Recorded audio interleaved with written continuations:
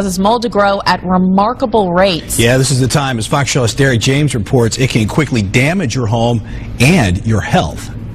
Whether it's a bad crawl space, a poorly ventilated bathroom, or a leak, if you have water damage that goes untreated, within 24 to 48 hours, you got a little surprise on your hands.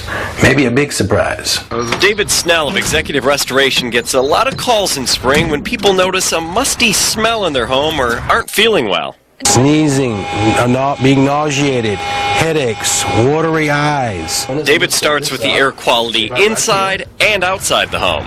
The inside spore count, if it's higher than the outside, we've got some serious concerns. Mold is growing behind your walls. It can be very hard to find, often impossible without the right equipment. David uses an infrared camera to find moisture inside the walls. You might have a gutter issue there. The source of a mold problem is often outside. David recommends using a downspout gutter extension.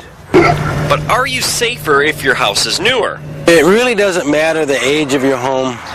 We can all have water damage issues. The key is to fully remove the damage quickly, because if you don't, your problem will continually come back. Derek James, Fox News.